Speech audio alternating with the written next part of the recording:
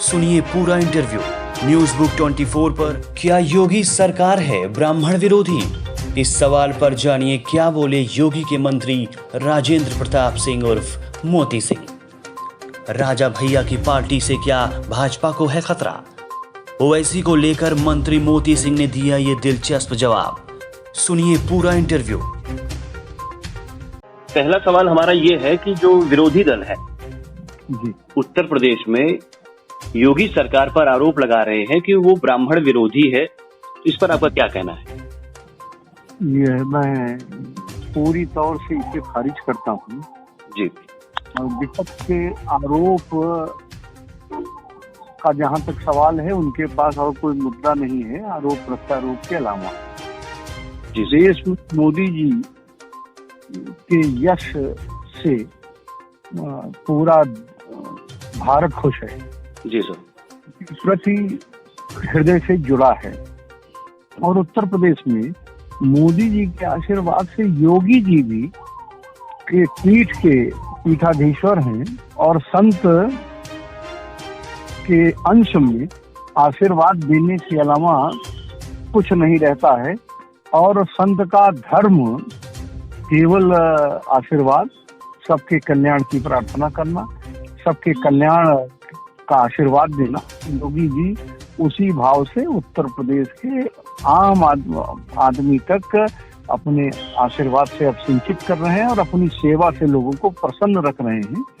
किसी भी प्रकार का कोई भी आरोप बेबुनियाद है जो खुद विपक्षी करते रहे। समाजवादी पार्टी क्या करती है, क्या करती रही है मिश्रा जी, आप लोगों से बेहतर कौन जानता है कि अगर 75 जिले में जिला अध्यक्ष बनाना है समाजवादी पार्टी को, तो मैं समझता हूँ कि 65 उनके कुल खानदान, परिवार और गोत्र के मिलेंगे। बहन मायावती जी को बनाना है तो उनकी भी प्राथमिकता यही है। और भारतीय जनता पार्टी न इस पर काम करती है, न विचार करती है। सर्व समाज के पैमाने पर हम जनता की सेवा करते हैं, जिसका कारण है कि देश के सभी प्रदेशों में, बहुत प्रदेशों में हमारी सरकार है और हम जनता की सेवा करके उनके विश्वास के साथ हैं। सर, दूसरा सवाल आपके ही जिले से जुड़ा हुआ है और ये सवाल है राजा भैया को लेकर। जी, सवाल ये है कि राजा भैया भी अपनी पार्टी से इस बार यूपी चुनाव में सक्रिय हो रहे हैं जी। और ये खबर भाजपा के लिए आप अच्छी मानते हैं या बुरी मानते हैं? कैसे देखते हैं इसको, उनके सक्रियता को? देखिए, भारतीय जनता पार्टी का स्वरूप जी सर, देश की जनता के आशीर्वाद, कृपा से और माननीय मोदी जी के प्रयास से अब उसका स्वरूप समुद्र का हो गया है। जी सर। और समुद्र में सभी छोटी मोटी नदियां आके मिलती हैं तो उसमें वो समाहित हो जाती है। तो हम राष्ट्रवाद के, हम आधुनिक भारत की स्थापना के मुद्दे पर, हम अंत्योदय की कल्पना को साकार करने के मुद्दे पर और चतुर्दिक सार्वभौमिक भारत के विकास के साथ आगे बढ़ रहे हैं। उसमें जहां देश आगे बढ़ रहा है वहीं उत्तर प्रदेश भी मोदी जी के नेतृत्व में, योगी जी के मार्गदर्शन में आगे बढ़ रहा है। सर, राजा भैया भी अगर किसी दल को बनाए होंगे, मैं मानता हूं कि समुद्र के पास आते आते सब चीजें विलुप्त हो जाएंगी। केवल कमल ही सरोवर के ऊपर दिखेगा और वो सरोवर के ऊपर दिखने वाला कमल देश के और उत्तर प्रदेश की आराध्य जनता के आशीर्वाद का परिणाम होगा।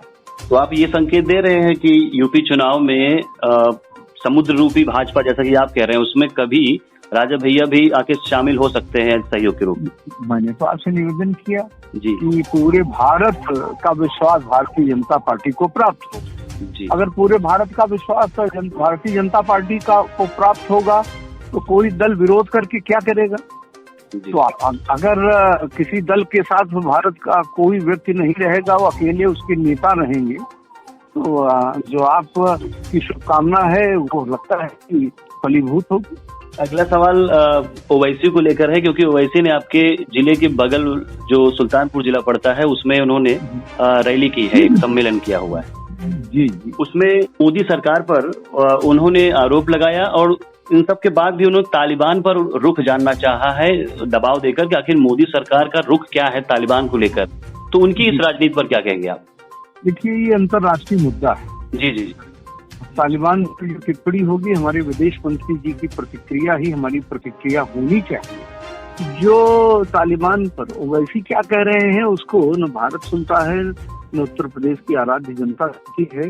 भारत मोदी जी के संकेत को स्वीकार करता है और योगी जी के निवेदन पर काम करता है। तो ओवैसी साहब ने क्या कहा उसका कोई लेना देना नहीं है। तालिबान के मुद्दे पर विदेश मंत्री जी का जो विचार आएगा हम उसके। उन्होंने मुसलमानों को एक होने की भी बात कही है। हम तो भारत के मुसलमानों को राष्ट्रवाद से जोड़ने की अपील करेंगे और जो मुस्लिम बहनें हैं, मुस्लिम माँ हैं, मुस्लिम बेटियां हैं, वो भारत की अमानत है, भारत की अस्मिता है, भारत के नारी सम्मान से जुड़ी हैं। हम नारी शक्ति को अपनी प्रमुखता से हमने जोड़ा है, नारी शक्ति के सम्मान को हमने अपना धर्म माना है। तो भारत की प्रत्येक नारी को भारतीय जनता पार्टी अपने सम्मान से जोड़ती है। उसमें न किसी जाति की महिला, न किसी धर्म की महिला। इसलिए किसी धर्म, किसी वर्ग की नारी के को अलग से हम विचार में रखें उचित नहीं है। भारत की प्रत्येक नारी हमारे राष्ट्रवाद से जुड़े, राष्ट्रवाद की विचारधारा से जुड़े। और जो प्रधानमंत्री जी ने बेटी बचाओ बेटी पढ़ाओ नारी सम्मान का संकल्प लिया है, उसमें भारत का अंतिम व्यक्ति सहयोग करे, इससे मोदी जी का जो प्रतिज्ञा है वो पूरी हो सके। देश और दुनिया की तमाम खबरों के लिए हमारे चैनल न्यूज़ बुक 24 को सब्सक्राइब करें और अगर हमारा ये वीडियो आपको पसंद आया हो तो शेयर करें।